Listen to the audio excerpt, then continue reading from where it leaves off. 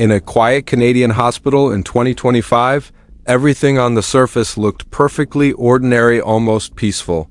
Nurses moved briskly down the hallways, checking vital signs. Administrative staff typed away behind their desks, and doctors drifted from room to room with a practiced calm. Outside, spring flowers bloomed in the courtyard, bright and unapologetically alive, a small reminder of nature's resilience. But deep inside the building, tucked away in a small, dimly lit office, time seemed to move differently. A doctor sat across from a middle-aged woman whose hands rested nervously in her lap. Between them lay a single sheet of paper marked with 3 deceptively simple words: medical-assisted death. The woman stared at it quietly while, just down the hall, more patients sat waiting, each one wrestling with one of the heaviest decisions a human being can ever make. The doctor skimmed her chart, handed her an application, and said with unsettling casualness, "Fill it out and give it to the nurse outside. If it's approved, we'll contact you." Then, without hesitation, she reached for the next file. No discussion about treatment alternatives, no questions about her support system, no exploration of what might still be possible.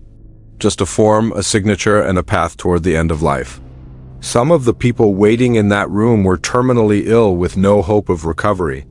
But others were there not because their bodies were failing, but because the system around them already had. They weren't choosing death because they wanted to die.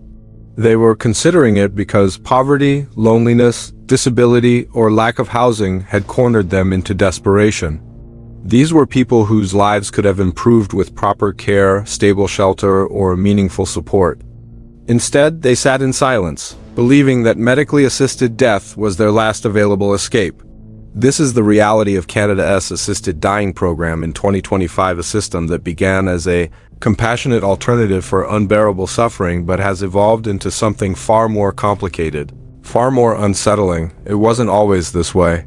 Not long ago, helping someone end their life was a crime in Canada.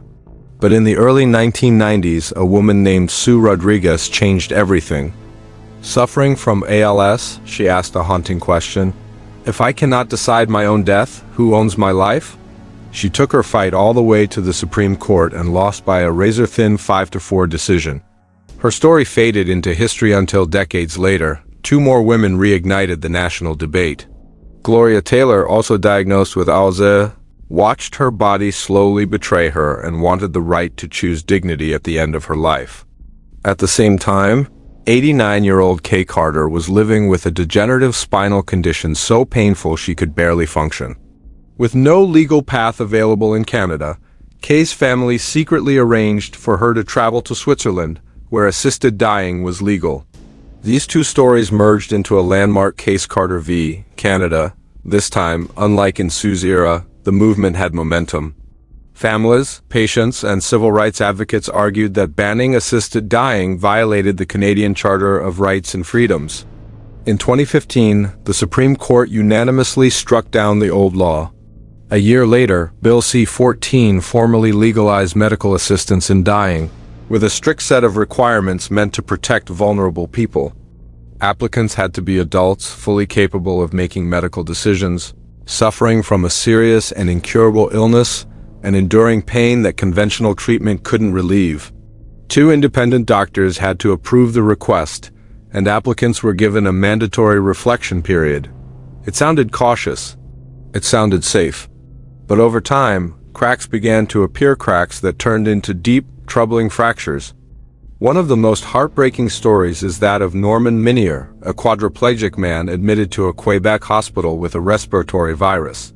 Because staff couldn't provide a proper mattress for days, he developed severe sores that worsened until his bones and muscles were exposed.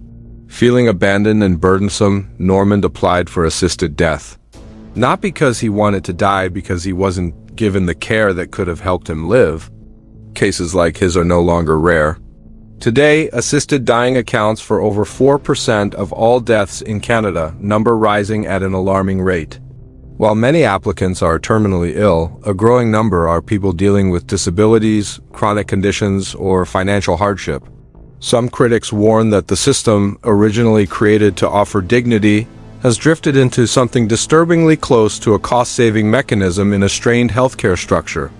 One man was approved for assisted death solely because of hearing loss. His brother later said it felt like he had been executed, and at the core of many cases lies poverty. In Ontario, disability benefits offer about $1,300 a month, barely half the rent for a one-bedroom apartment in Toronto. For people living with severe disabilities, chronic pain, or mental health struggles, the choice becomes brutally simple: suffer without adequate support, or sign a form that guarantees the suffering ends. International experts have raised alarms, warning that the program may violate human rights. One disabled woman said, "I have many reasons to live. Even suggesting this option to me is an insult." Yet, in just 2 years since eligibility expanded, nearly 700 disabled individuals, most with years of life expectancy left, chose assisted death. Not because their conditions were untreatable, but because their lives were unbearably unsupported. This is not autonomy. This is abandonment disguised as compassion. Even more troubling is a quiet shift happening inside the healthcare system. Increasingly, patients report being offered assisted death by healthcare workers, sometimes subtly, sometimes bluntly, even before all treatment options are exhausted. University of Toronto professor Trudeau Lemons warns that death is being normalized in medical settings, treated like just another service rather than a last resort. Shockingly, in some hospitals, the process for ending someone's life is smoother and faster than getting them long-term care, a specialist appointment, or essential home support. When a society makes dying easier than living with dignity, something has gone deeply, fundamentally wrong. Healthcare is supposed to heal, support, and protect. It's supposed to exhaust every possible treatment before presenting irreversible decisions. And yet today, Canada finds itself at a crossroads, caught between compassion and convenience, between dignity and neglect, between choice and quiet coercion. A program designed to provide comfort at the end of life has, for some, become a tragic escape route from systems failing them. Not because their illnesses are beyond help, but because their society is. In one of the wealthiest nations on earth, no one should be forced to choose death because life has been made impossible. No one should sign that form because they can't afford rent, can't access care, or can't find basic support.